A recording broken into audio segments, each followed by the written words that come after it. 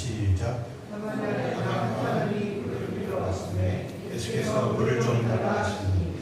그러신 하나님 아버지, 한 주간 은혜 가운데 있었다가 귀한 전으로 하나님 앞에 저희들 인도하시고 함께 예배드리게 하시면 감사합니다.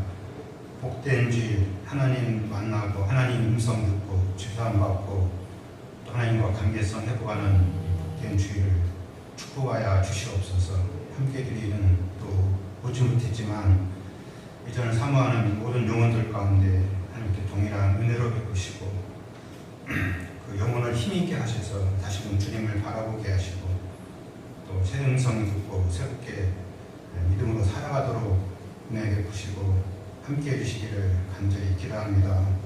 하나님, 삶을 살아가는 것이 쉽지 않지만 늘 우리가 함께 하시는 하나님 의식하며 하나님을 바라보며 그 은혜와 사랑 가운데 오늘의 삶의 모든 것을 해석하고 또 기도 가운데 잘 소화하며 부지런히 하나님을 따라가시도록 은혜를 베풀어 주시옵소서.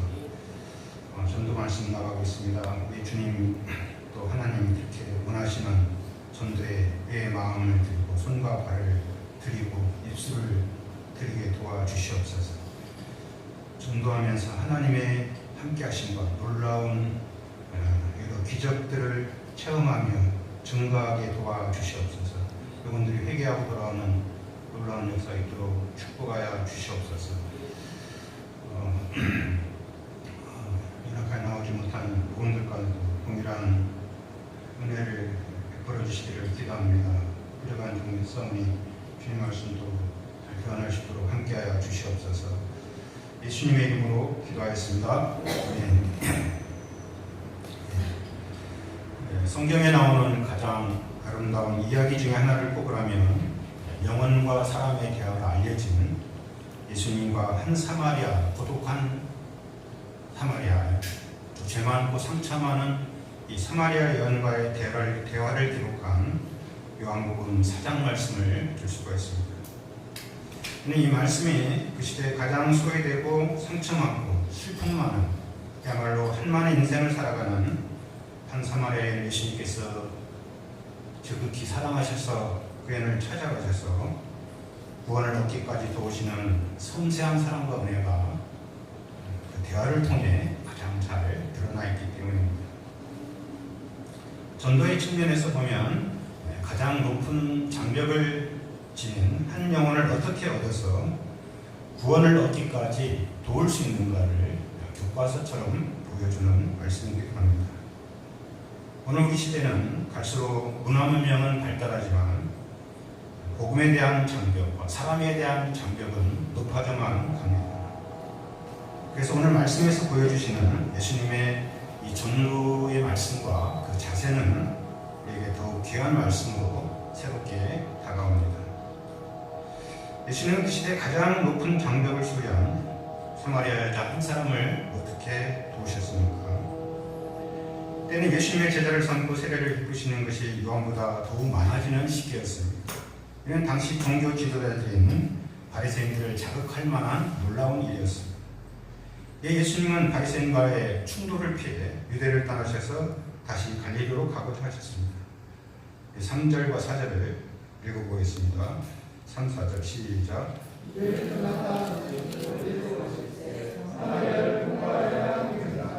통과하여야 하겠는지라. 이것은 예수님의 어쨌든지 사마리아 가고자 하시는 예수님의 강한 손과 의지를 엿볼 수 있는 말씀입니다.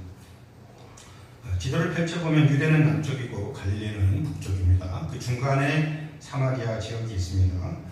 보통 사람이면 유대를 출발해서 북쪽인 갈릴리로 가고자 할 때 그 중간인 사마리아를 자연스럽게 통과해서 갈 것입니다. 그러나 당시 유대인들은 3일길 걸리는 사마리아의 직행길을 마다하고 배나 더 걸리는 요단강 우회해서 6일씩 걸리는 그 먼 길을 돌아서 다녔습니다. 여기는 유대인과 사마리안 사이에 해묵은 감정이 쌓여 있었기 때문입니다. 그럼에도 예수님은 보통 사람들이 가고자 하지 않는 이 혐오스러운 지역, 요새 말로 이걸 극혐이라고 하죠. 극혐. 이 지역을 굳이 가고자 했어요. 왜 그랬을까요? 왜냐하면 그곳 사람도 하나님께서 지극히 사랑하는 영혼들로서 누구보다 구원을 애타게 기다리고 있기 때문입니다. 무엇보다도 그 중에 한 명 더욱 그 가운데서도 더욱 소외되고 상처가 많은 이 사마리아인 한 사람을 구원하고자 하는 열정에 불타올랐기 때문이에요. 그러나 이 일이 고귀하고 아름다운 만큼 크나큰 장벽들이 도사리고 있었어요. 보통 사람이면 이 엄청난 장벽 앞에 시도조차 하지 않고 주저앉았을 것입니다. 아예 회피를 했을 거예요. 다른 데로 돌아갔을 것입니다. 먼저 어떤 장벽이 있었을까요? 6절을 보십시오. 거기 또 야곱의 우물이 있더라. 예수께서 길 가시다가 피곤하여 우물 곁에 그대로 앉으시니 때가 6시쯤 되었더라. 예수님께서 첫 번째 부닥친 전도 장벽은 바로 육신의 피곤이었어요. 예수님은 새벽 기도를 하신 후 아침 일찍 유대 땅을 떠나서 사마리아 수가라는 동네 우물가에 도착을 했죠. 때는 6시, 곧 정오 12시로 나와 있습니다. 그러니까 예수님과 제자이라면 최소 6시간 이상의 긴 시간을, 그것도 사막과 같은 황량한 유대 광야와 험한 산지를 걸어서 긴 시간 후에 이 수가성 우물가에 도착하는 것입니다. 더구나 유대 지방의 날씨는 건조한 사막 기후가 대부분이에요. 땀이 나면 바로 증발해버리니까 갈증은 더욱 심할 것입니다. 목이 타고 피곤하고 배는 고프고, 그러니 얼마나 먹고 자고 쉬고 싶겠습니까?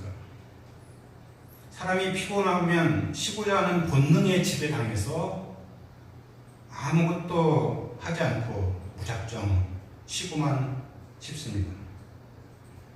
그러나 예수님은 목마르긴 사마리아 여인 한 사람을 도우심으로 오히려 피곤을 극복하셨어요. 이것도 굉장한 우리에게 은혜를 주시는 거죠. 예수님 후에 제자들이 먹을 것을 구해왔을 때 이런 이상한 말씀을 하셨습니다. 나의 양식은 나를 보내신 이의 뜻을 행하며 계획을 온전히 이루는 이것이냐. 이 양식을 가리켜 우리 보통 이제 삼행인의 양식이라 그러지 않습니까? 영혼이 피곤하고 지칠 때, 또 육신도 피곤하고 지칠 때, 요새는 피곤하다 이게 막 달고 사는 것 같아요. 근데 이 피곤을 극복할 방법은 없는 것이니까, 물론 극도의 피곤은 우리가 이제 엘리야처럼 그럴 때는 누덴나무 아래서의 힘이 필요한 것이죠. 그런데 어느 정도의 피곤은 우리 주님처럼 오히려 역발상을 해서 피곤할 때 말씀을 묻고 기도하고 찬양하고 그러면 오히려 피곤이 극복이 된다는 거예요. 힘이 생긴다는 것입니다. 예수님은 목마르고 피곤하며 배고픈 순간에 오히려 더욱 영적으로 목마르고 피곤한 곤비한 한 영혼을 도우심으로 사기 충천하셨어요. 둘째로 예수님 부닥친 정도 장벽은 유대인과 사마리아 사이의 해묵은 역사적인 장벽이었습니다. 우리 9절을 여인의 마음을 가지고 한번 읽어보겠습니다. 9절 시작.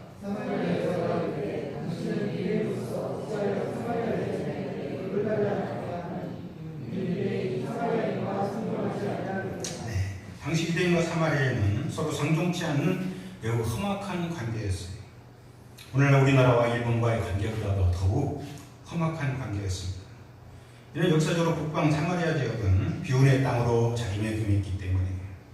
열왕기상을 보면 이 지역은 여로보암을 중심으로 북이스라엘이 남유다의 반기를 든 땅이죠. 그때부터 분리가 되면서 오므리 왕 때는 은 2달란트로 이 사마리아 산을 사서 성읍을 건축하고 수도를 삼음으로 분리가 고착화되었습니다. 그 후 북이스라엘이 아수리에 멸망당한 후 아수르는 많은 사람을 포로로 잡아가고 대신 이방인들을 이 사마리아 지역에 데려다가 거주시켰어요. 그동안 금송아지 우상 숭배와 바알 숭배로 물든 이 사마리아 지역은 더욱 아수르의 종교와 혈탕의 강제 혼합 정책으로 인해서 만신창이가 되어버렸어요. 유대인들은 이런 사마리아 지역을 이방 지역보다 더 못한 더러운 곳이라 정죄하며 가기를 매우 꺼려했습니다. 그 유대인과 사마리아는 바벨론 포로에서 귀환한 후 함께 성전 건축을 원하는 사마리아 사람들의 요구를 거절하면서 완전히 관계가 틀어졌고 마카비 독립전쟁 때 유대인들은 신앙 회복 운동을 한다면서 이 사마리아 지역의 그리심산 성전을 완전히 헐어버림으로 적대감은 최고조에 이르게 되었습니다. 이런 관계는 예수님께서 유대 땅에 오셨을 때 계속 이어졌고 두 민족은 아예 상종치 않는 원수가 되었습니다. 셋째로 여인의 대답을 보면 예수님과 여인 사이에는 남자와 여자라는 성별에 대한 높은 장벽과 또 도덕적 장벽이 뚜렷이 존재함을 알 수가 있습니다. 사마리아 여자 말을 다시 좀 더 원문을 번역하면 당신은 유대인 남자로서 어찌하여 사마리아 여자 나에게 물을 달라 하니까 이렇게 되겠습니다. 유대인이 이 단어가 남성 명사로 표현되어 있기 때문에 유대인 남자로서 이런 것이죠. 그러니까 좀 신란의 어조죠. 당시 유대인들은 대중 앞에서는 여자들과 대화를 삼갔고 또 심지어 정통 랍비들은 아내와 대체할 때도 대화는 물론 함께 가지도 않았다는 것입니다. 또 이 여인과 예수님 사이에는 더욱 어려운 장벽이 놓이는데 그것은 18절에 보면 뭡니까? 예수님 거룩한 하나님의 아들 구주이신 데에 여인은 남편을 6명이나 바꿔버린 매우 부도덕한 여자였다는 것입니다. 가능하면 돌로 쳐 죽이는 엄혹한 율법시대 이렇게 많은 남자들과 차례로 동거하며 관계를 맺어왔다는 것은 서로 놀라운 일이지 않습니까? 그러니까 이 어떤 면에서 여인은 매우 능력 있는 여인인 것 같아요. 근데 정도 측면에서 볼 때는 내면에 죄가 많은 사람들은 어떻습니까? 스스로 두꺼운 자기 방어의 벽을 치고 좀처럼 자신을 잘 드러내지 않는 경우가 많습니다. 그렇죠? 빛으로 나오는 것을 매우 두려워하는 거죠. 그래서 관계 맺기가 참 어렵습니다. 오늘날 우리 시대는 더욱 사람과 사람 사이의 장벽이 높아져만 가는 시대입니다. 사람들은 SNS라는 관계망을 통해 한결 관계성 맺기가 수월한 시대에 살고 있지만 어쩐 일인지 내면의 장벽은 높아만 가요. 계층과 갈등, 여러 갈등이 이 인간관계에 너무나 얼마나 많습니다. 그래서 마음을 터놓고 진실한 이야기를 하기가 어렵습니다. 미국의 윌리엄 스트라우스라는 학자가 1991년에 세대들 미국 미래의 역사라는 책을 발간했는데 거기서 그는 2000년대 이후에 성인이 되고 처음 사회에 진출한 세대를 가리켜 밀레니얼 시대라고 이렇게 밀레니얼 제너레이션이라는 단어를 썼습니다. 다른 조사기관에서는 Z시대, XYZ 시대, X시대, Y시대, Z시대다 이렇게 표현했는데 이분은 바로 밀레니얼 시대다. 출생 연도로는 1980년도에서 2004년 사이에 출생한 사람들 1980년에서 2004년 우리 센터의 주력 부대들 아닙니까? 학생들 대부분이 다 이때 출생한 세대. 이 세대는 전 세계 인구의 약 4분의 1을 차지하며 전 세계 트렌드를 주도하는 핵심 세대라는 거예요. 그래서 이 밀레니얼 시대의 양들을 이해하지 않고는 목자생활을 할 수 없는 시대가 되고 말았습니다. 이 세대의 가장 큰 특징으로는 디지털 네이티브 시대라 빠르고 효율적인 삶을 추구한다고 합니다. 이들을 가리켜 혼연일체다. 핸드폰 플러스 혼연일체. 핸드폰이 몸의 일부분이에요. 그래서 이들이 쓰는 단어부터가 우리는 생소해서 이게 잘 이해가 안 되죠. 대화가 안 되죠. 우리가 잘 아는 갑분사라든지 답정너가 뭔가 아시죠? 답은 정해졌으니까 너는 대답만 해? 뭐 그런 거죠. 그 다음에 인싸, 아싸는 우리가 많은 거고 이생망 아시죠? 그 다음에 오노라놈 오놀아놈이라는 단어가 있더라고. 놀 줄 아는 놈인데 그 다음에 NPC 애교 빼면 시체 이런 단어는 좀 익숙한 것 같아요. 그 외에 많이 쓰는 단어가 현타라는 단어를 많이 써요. 현타 아닙니까? 현타? 목장들 잘 모르더라고요. 가자라든지 고다비는 고구마를 먹은 듯 답답한 사람을 그 다음에 개이득은 완전 이득이라는 극혐 우리가 대환장 파티도 있더라고요. 굉장히 어렵고 정신없는 상황, 또 독블레스 유 법이 아니었으면 이미 끝났다. 또시래기, 작곡이윤, 최애, 이런 또 혼밥이윤, 혼자 밥 먹는 사람, 행록제, 더럽게 재미없다는 거예요. 이런 뜻을 이렇게 이들이 신조어예요, 신조어. 어떤 분은 이렇게 말하니까 웹툰에서 이게 만들어낸다고 하더라고요. 그걸 많이 양들이 보니까 그 단어가 이제 공룡화됐다. 이들의 특징은 또 팔로인을 스스로 찾아내며 자신이 신뢰할 만한 사람을 따르면서 수평적 의사소통 방식에 대해 익숙하다는 거예요. 또 대면 얼굴을 보고 말하는 대면 커뮤니케이션보다는 SNS라는 소통 방식을 선호한다는 거죠. 또 공동세대로서 불합리함과 불공정함에 맞서는 세대, 불합리함을 참지 않는 그런 시대, 또 미 제너레이션으로서 세상의 중심은 나라는 그런 생각이 확고한 세대. 그래서 공동체보다는 자아의 성취와 성장을 중시하며 개인주의적 성향이 강하다는 거예요. 제가 이제 이런 자꾸 하는 것은 이제 장벽입니다. 장벽. 이걸 우리가 이해 못하면 애들을 이제 우리 나름대로 정지해버리고 그냥 전도 대상에서 제외시켜버리는 거죠. 그러면 영혼을 얻을 수가 없는 거죠. 또 이들은 IMF 예언위기와 금융위기를 거치며 세상에 대해 비관적이고 염세적인 태도를 취한다고 해요. 그래서 더욱 현재 자신에게 집중하는, 또 오늘의 시대가 혼밥과 혼술과 욜로 시대인 것은 이를 잘 말해주고 있죠. 또 인제는 인싸와 아싸를 넘어서 마싸, 마이사이더, 이 마싸가 대세인 나답게 사는 걸 선호하는 시대라고 합니다. 관계에서도 경제성을 따지는 사람들로서 인코노미스트, 사람 인자 플러스 이코노미스트. 그래서 관계성도 자기 이익이 안 되면 가차없이 잘라버리는 몰인정한 그런 세대랍니다.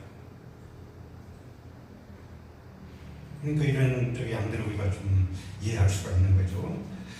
또 일과 여가의 균형을 추구하는 모라벨 시대, 또 소소하지만 작은 것의 행복을 추구하는 소확행 시대이기도 한다고 합니다.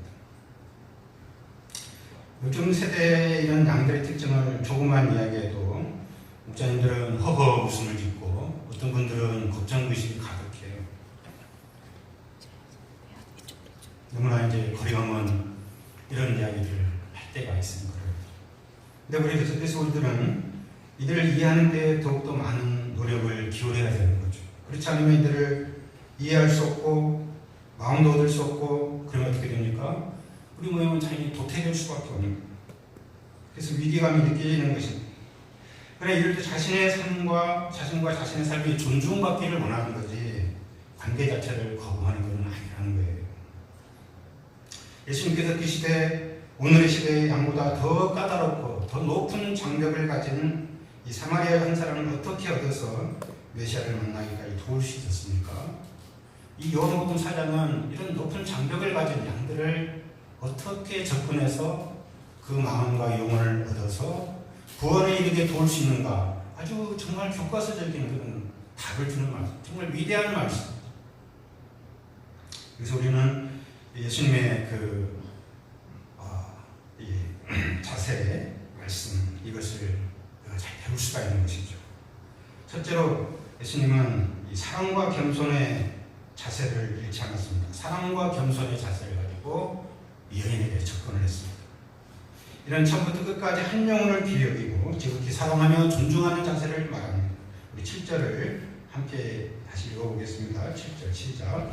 사마리아 여자 사람이 물을 빌어왔으되 예수께서 물을 달라 하시니. 사마리아 여자 한 사람이 물을 빌어왔음에 예수께서 물을 좀 달라고 하시니, 우리가 앞선 유대인과 사마리아인 사이의 갈등과 장벽을 안다면 사마리아 여자 한 사람이라는, 성경은 다시 보세요. 사마리아 여자 한 사람, 이게 다시 눈에 들어오더라고요. 여러 사람도 아니고 한 사람. 이 글귀가 새롭게 다가올 것입니다. 사마리아 여자 한 사람. 당시로서는 무시할 수밖에 없는, 너무나 가치가 없고 볼품이 없는 사람. 같은 사마리아인 중에서도 불가촉 천민에 해당될 만큼 맨 밑바닥 중에 밑바닥에 살아요.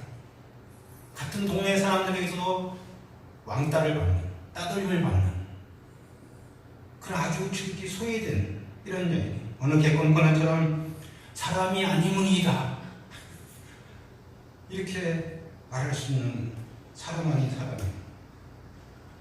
더구나 예수님은 창조주이자 하나님의 아들로서 가장 존귀하며 가장 높으시고 모든 것을 가지신 부유한 분이시고 얼마든지 물도 만들어서 드실 수 있는 분이에요. 근데 예수님은 목마른 나그네의 모습으로 사람의 도움이, 여인의 도움이 너무나 절실히 필요한 그런 절박한 분으로 여인보다 한없이 낮아지셨어요.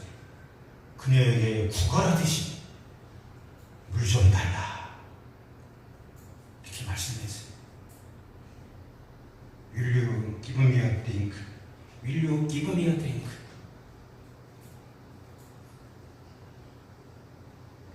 우리가 예수님의 입이라면 어떨까요?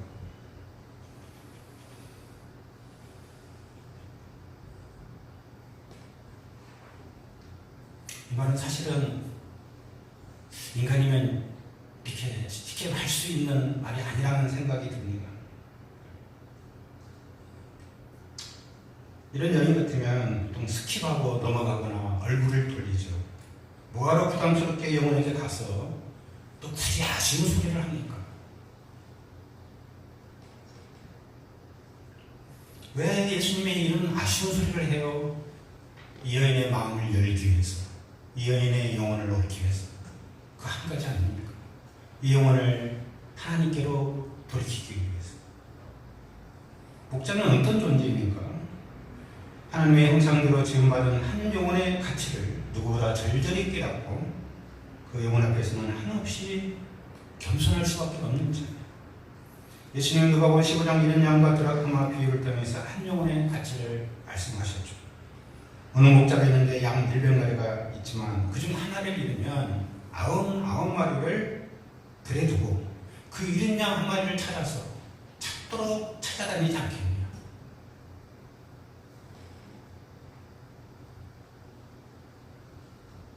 한 마리를 지켜야 될 것 같은데 그건 두고 잃은 양 한 마리를 찾아나서 그걸 찾기까지 모든 시간과 에너지와 비용을 아낌없이 쏟아붓는다는 거예요. 그리고 찾아주면 어떡합니까? 찾은즉 즐거워 어깨에 먹어서 법과 이웃을 불러 함께 잔치를 벌인다. 이 잔치 비용이 잃은 양 한 마리, 이게 훨씬 얼마나 상이하겠습니까? 훨씬 더 돈이 들어요. 여인에게 드라마카 하나를 주면 어떻게 합니까? 등불을 켜고 집을 쓸며 찾아내기까지 부지런히 찾지 아니하겠느냐. 에너지가 만만치 않게 또 찾은 즉 잔치를 합니다. 여기도 드라카마를 찾은 것보다 비용이 더 들어요.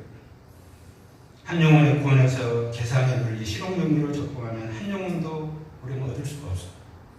그래서 바로 이런 한 영혼에 대한 하나님의 애타는 마음, 이 마음을 가질 때 얼마든지 낮아질 수가 있습니다. 요사이 유행하는 가불관계로 말하면 목자는 어떤 존재로 생각이 됩니까? 영원한 슈퍼예요. 목자는 결코 갑의 위치에 쓸 수가 없어요. 슈퍼가 하면 말도 못 꺼내요. 슈퍼을이래요. 슈퍼을. 왜 그랬습니까? 그래야만 영혼을 얻고 마음을 얻을 수 있기 때문이죠. 그래야만 사람이 살아나기 때문에. 목자가 한 영혼의 귀한 줄 모를 때 함부로 대하게 돼요.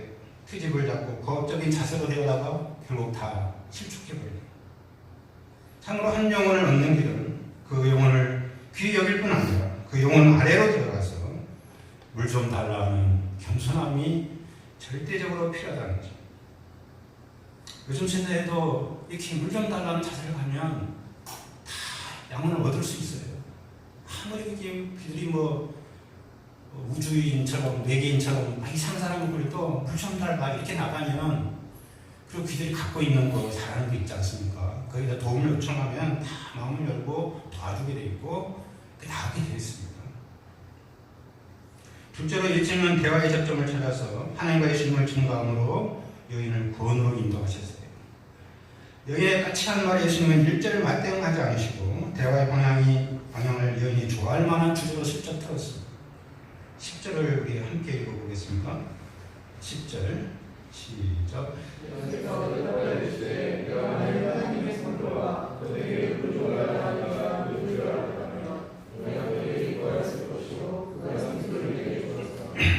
여기서 여인이 솔깃할 만한 색다른 대화의 주제가 뭡니까? 바로 하나님의 선물과 생수이죠. 생수.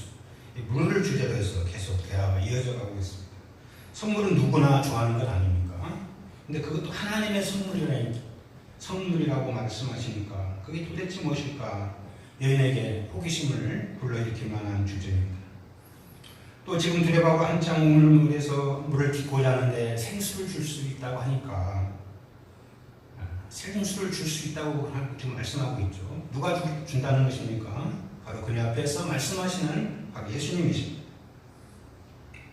그러니까 예수님은 이 선물과 생수를 매개로 여인이 하나님과 예수님께 관심을 갖도록 돕고 있는 거죠. 전도는 바로 이것입니다. 하나님이 얼마나 놀라운 분이신가, 하나님이 얼마나 위대하시고 사랑이 많으시며 인생들에게 베푸신 또 갖고 계시는 엄청난 선물 보따리를 준비하고 계신 분인가, 하나님과 예수님을 아낌없이 우리가 드러내며 증거하는 것이죠. 그리고 하나님의 선물의 결정체인 예수님을 증거하는 것입니다. 그 예수 인생의 목마름을 완전히 해결해 줄 수 있는 생수를 줄 수 있는 분을 증거하는 것이죠. 우리가 선교하는 양들에게서 대화의 접점을 찾기란 쉽지가 않죠. 그죠? 처음 만나는 영혼은 더욱더 그렇습니다. 참 생뚱맞죠. 얼마나 어렵습니까? 근데 같은 이공대를 졸업한 선배라면 전공을 매개로 대화를 할 수 있을 것입니다. 또 요즘 양들이 좋아하는 아이돌이나 게임이나 웹툰이나 이성 친구나 또 장래 방향이나 취업 등을 매개로 대화를 할 수 있을 것입니다. 그러나 이것이 대화의 끝이 아니에요. 이것을 접점으로 목자는 어디까지나 그래서 양들의 마음을 열게 하는 접점일 뿐이지, 전도는 근본 하나님과 예수님이 어떤 분인가를, 얼마나 또 놀라우신 분인가를 열심히 증거하는 거예요. 결론은 그래서 하나님과 예수님을 드러내고 높이고 그분을 죄인들을 위해 행하신 일들을 증거하고 찬양하는 것입니다. 셋째로 예수님은 오래 참음 속에 깊은 이해와 공감으로 영혼을 구원으로 인도하셨어요. 오래 참음 속에 깊은 이해와 공감으로 영혼을 구원으로 인도하셨습니다. 예수님께서 하나님의 선물과 생수를 꺼내들고 대화를 시도했지만 여인의 반응은 매우 까칠했습니다. 11절 보십시오. 보아니 물기를 떴고 이 물은 깊은데 어디서 생수를 얻겠습니까? 대놓고 무시하며 공격성 말을 서슴지 않았습니다. 또 조상 야곱과 비교하며 예수님을 자극했습니다. 우리 조상 야곱이 이 우물을 우리에게 주셨고 또 여기서 자기와 아들들과 짐승에 당하셨는데 당신이 야곱보다 더 큽니까? 더 큽니까? 약간 시기죠. 그러나 예수님은 이런 여인의 까칠한 방해나 비교 무시 말에는 일절 대응하지 않으셨어요. 오히려 이런 말을 하는 여인의 아픔과 상처를 깊이 이해하고 계속 오래오래 참으시죠. 사람에 대해 오래오래 참는 거, 맞대응하지 않고 감정적으로 혈기 부리지 않고. 전도에는 어떤 경우에도 양과 싸워서는 안 됩니다. 화를 내고 혈기를 부리는 것은 더욱 안 됩니다. 양과 싸우는 날에 논쟁에서는 이길지언정 그 영혼을 얻을 수가 없습니다. 예수님은 오래 참으시는 중에 그렇게 까칠하게 나오는 여인의 내면의 아픔과 슬픔을 모두 이해하고 깊이 공감을 하셨어요. 그래서 야곱의 우물물에 방황하는 그녀를 예수님께서 주신 영생수로 초청을 했습니다. 우리 13절 14절을 같이 읽겠습니다. 13, 14절 시작. 그래서 대답하여 이르시되 이 물을 마시는 자마다 다시 목마르리라. 내가 준 물을 마시는 자는 영원히 목마르지 아니하리니 내가 준 물은 그 속에서 영원하도록 솟아나는 샘물이니라. 네, 예수님은 여인의 근본 문제를 도와주셨어요. 여인이 까칠하고 목마른 삶을 살아갈 수밖에 없는 것은 야곱의 우물물을 전부로 알고 살았기 때문이라는 것입니다. 예수님은 이런 여인에게 영원히 목마르지 않는 영생수를 소개했어요. 이 물은 예수님께서 주시는 바로 성령의 샘물이시죠. 예수님은 남편 문제를 말씀하실 때도 이해와 공감으로 여인의 마음을 얻고 대화를 이어가셨습니다. 여인의 영생수를 얻기 위해서는 제 문제인 남편 문제를 해결해야만 했죠. 그래서 예수님이 가서 내 남편을 불러오라 이렇게 말씀했습니다.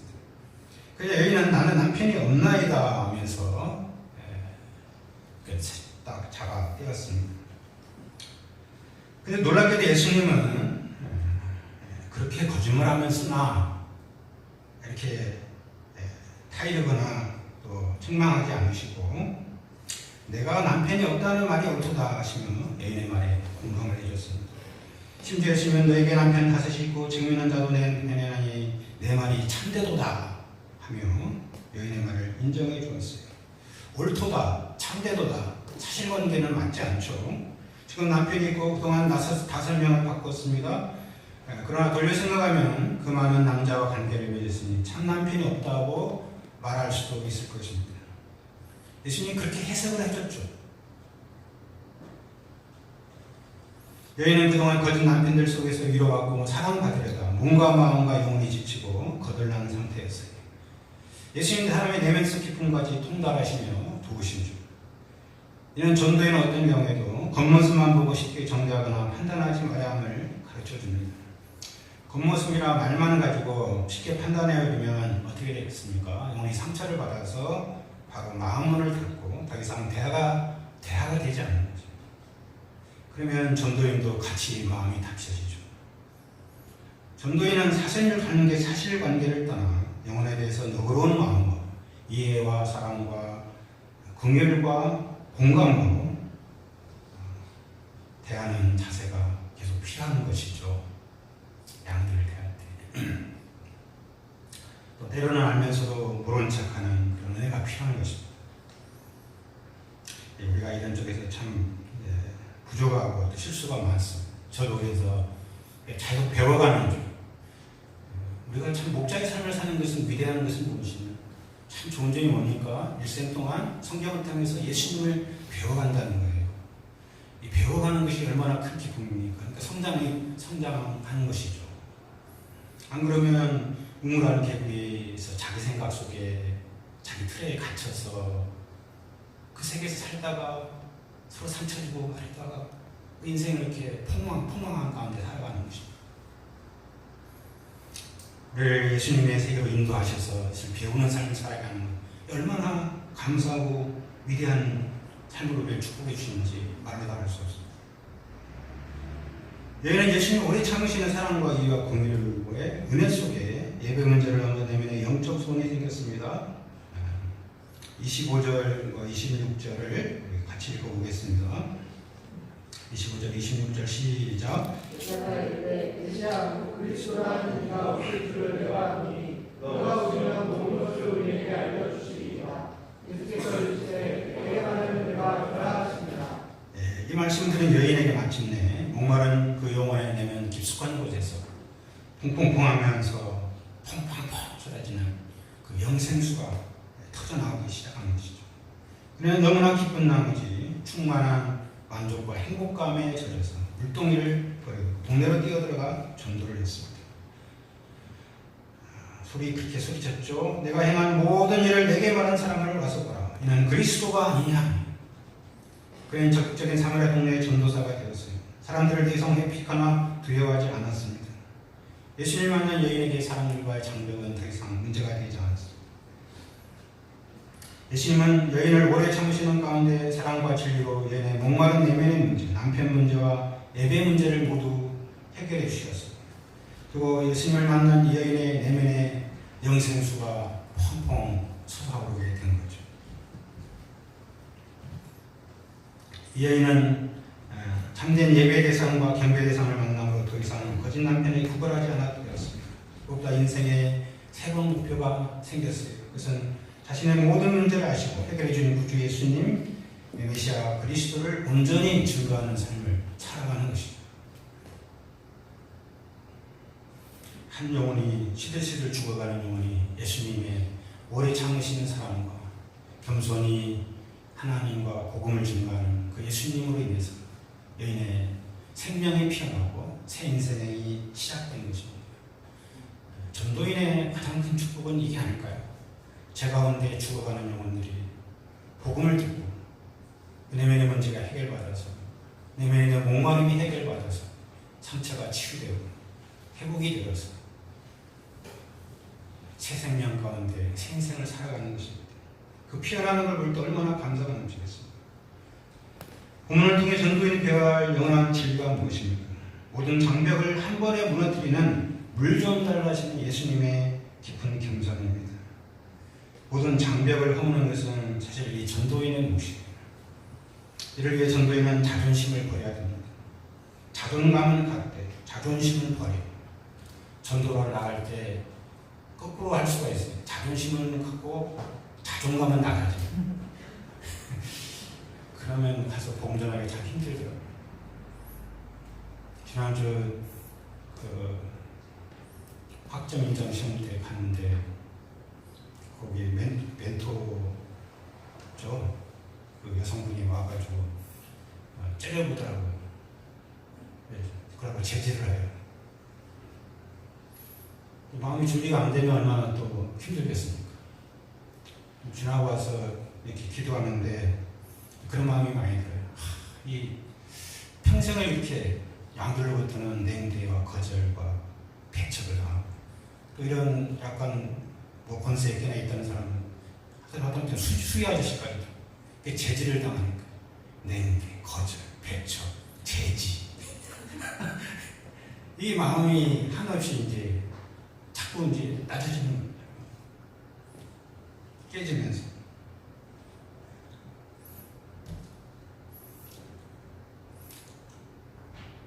근데 우리가 세상에 뭐 그렇다 하더라도 하나님 앞에 와서는 이거를 다 세워야 되죠. 얼마나 우리가 존귀한가.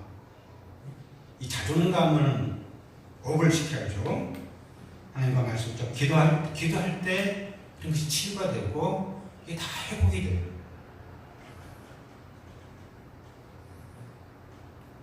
사전을 찾아보니까 자존심에 대해 정리하기를 남에게 굽힘이 없이 자기 스스로 높은 품위를 지키는 마음. 자기 스스로 높은 품위를 지키는 마음은 좋은데 영혼을 얻기 위해서는 남한테 굽힐 줄 알아야죠. 예수님은 재우신 하나님의 아들이셨지만 죄인들을 구원하기 위해서 물 좀 달라 하시며 그 당시 무시할 수밖에 없는 그 여인 앞에서 이렇게 허리를 굽히셨습니다. 하나님의 아들로서 자존심을 버리셨습니다. 전도가 어려운 이유는 나의 옛사람이 계속 시퍼렇게 살아있기 때문입니다. 나의 의식과 체면과 인간 조건 등은 옛사람의 산물입니다. 내가 누군데 이런 마음을 가지면 영혼을 얻을 수 없고 전도가 안 됩니다. 예수님은 어떤 경우는 그런 마음을 갖지 않았습니다. 내가 하나님의 아들인데 사람의 아들인 너희와는 근본이 달라. 그런 마음 가지셨다면 어떻게 그 시대에 죄인 중에 예수님 세리와 참기름과 올려 식사기절을 할 수 있겠습니까? 이런 나의 옛사람은 예수님과 함께 십자가에 못 박혀 죽었습니다. 내가 죽고 예수님의 부활 생명, 예수님의 마음으로 살아야 전도가 되는 것이죠. 이 마음을 잊지 말아야 돼요. 자존심은 죽었다고 했는데 또 살아나요. 바꿔서 그죠? 자존감은 자꾸 낮아지고 자존심은 살아나고 이게 안 좋은 것이죠. 이게 성령 충만하죠.